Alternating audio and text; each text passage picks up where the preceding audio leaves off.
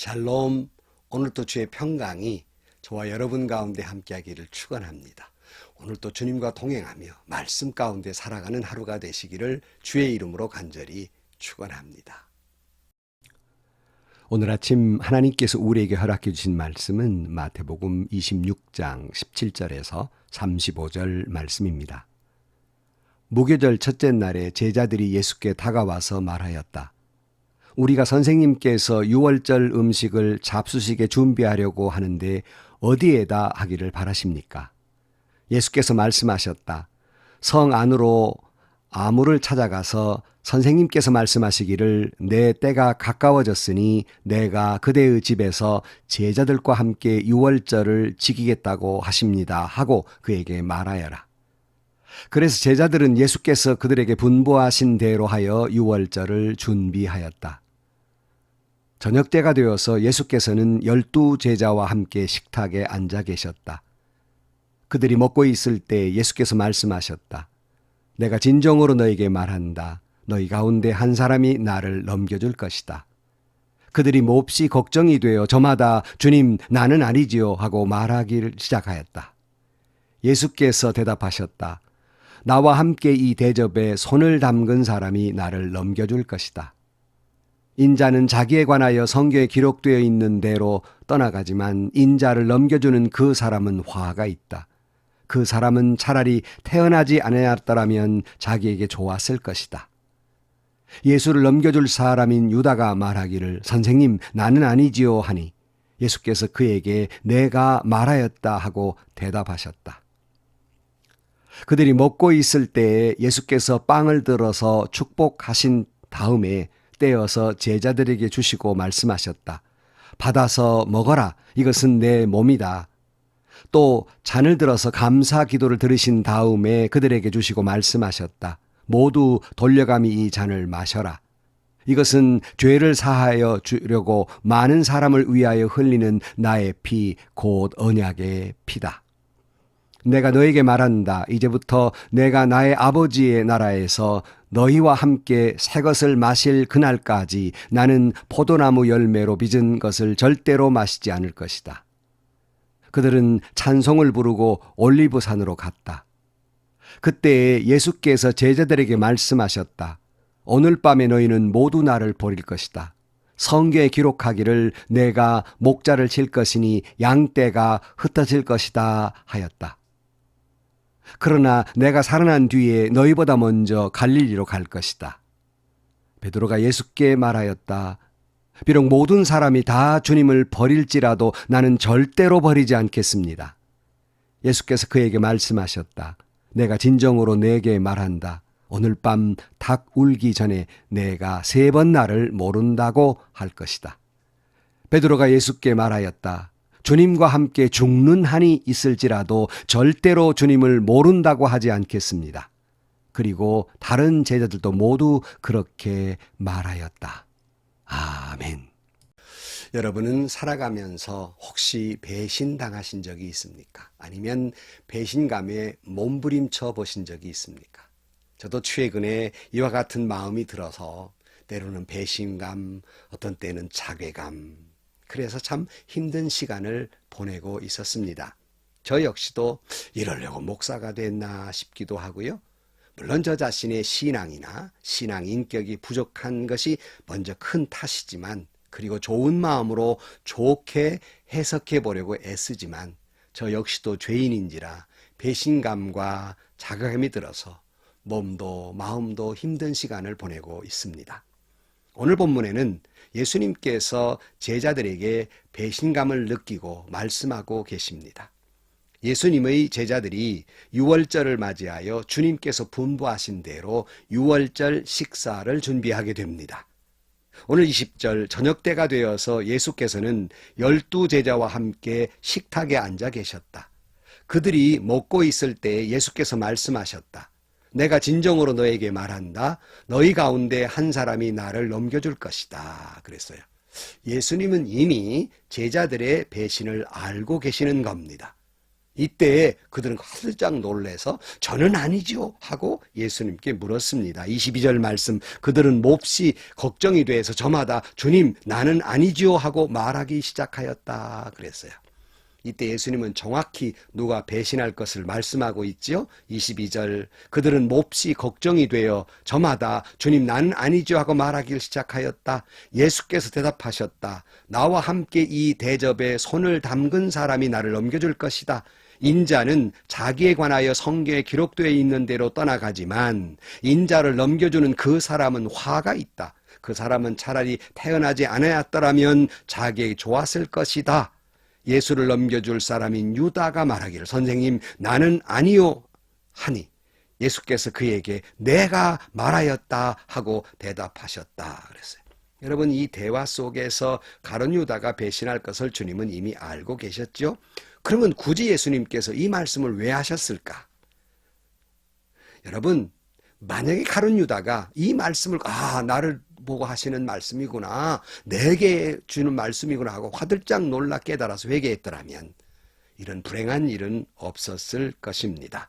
예수님의 이 말씀은 가룟 유다에게 회개의 기회를 주신 것입니다. 무슨 배신감에 치를 떨고 분노를 터뜨리게 주신 말씀이 아니라 주님은 인간이기에 얼마나 쉽게 넘어지는 존재인 걸 아시기 때문에 측은히 여겨서 베드로에게 회개할 힘과 용기를 주시기 위해서 주신 말씀이에요.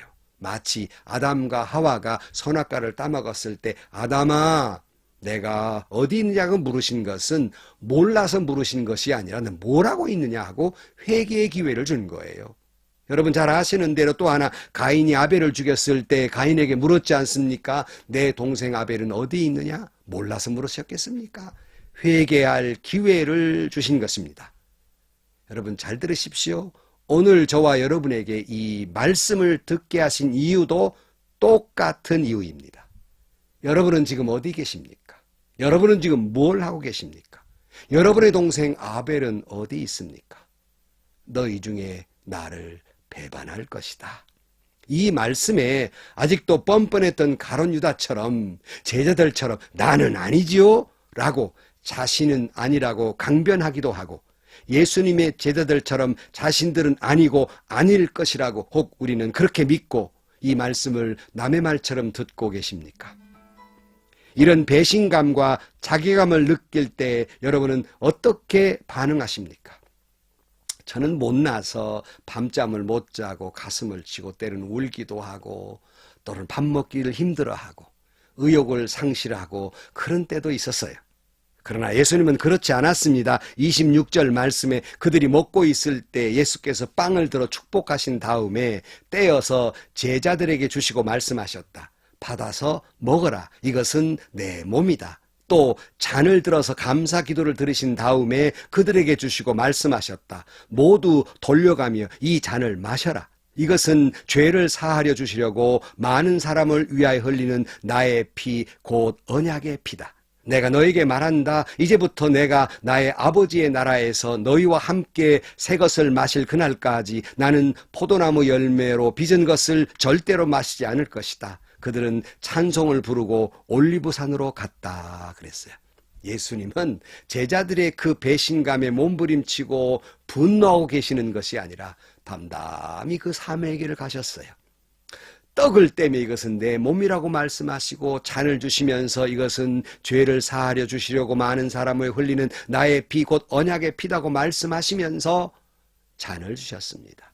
분노를 나누어 주신 것이 아니라 하나님의 사랑과 구원의 약속을 나누어 주신 것입니다. 저는 이 모든 말씀에 감격의 눈물이 흐릅니다. 왜냐하면 더욱 빵과 포도주를 나누어 주시기 전에 주님 하신 일이 뭡니까? 축복 기도를 하셨습니다. 감사 기도를 하셨어요.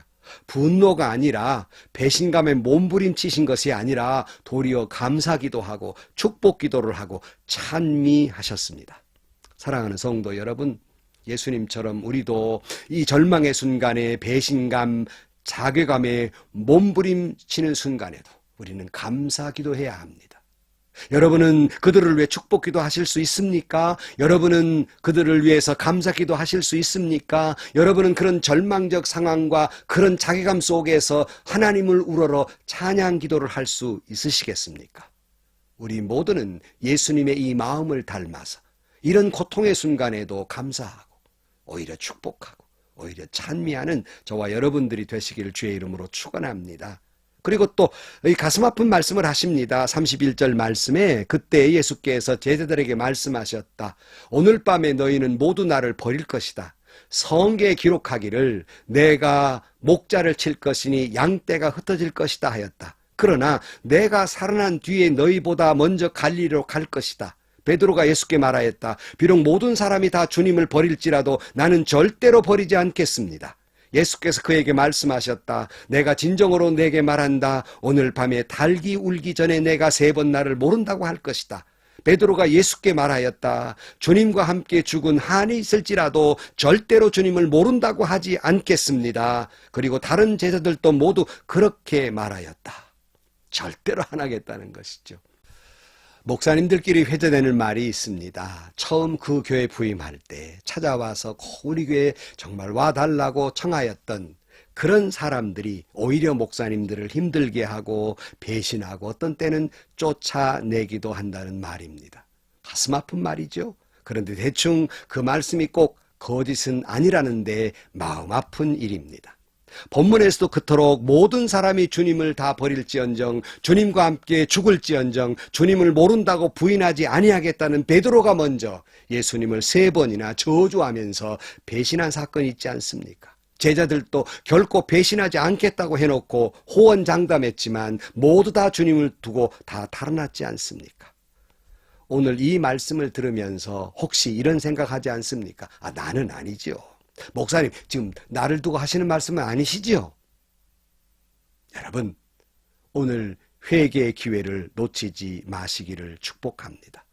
또 오늘 우리도 이런 배신감, 자괴감이 드는 순간에도 주님처럼 담담히 그래도 사명의 길을 감당하는 저와 여러분들이 되시고 이런 가슴 아픈 순간에 이런 절망의 순간에 도리어 감사기도 하고 도리어 가슴 아프게 하는 사람들을 위해 축복기도 하고 오히려 하나님을 찬미할 수 있기를 바랍니다.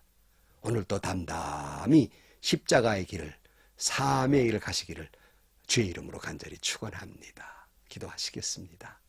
주님, 때로는 배신감에 자괴감에 잠 못 이루고 눈물을 흘리고 가슴을 치는 순간들이 있습니다.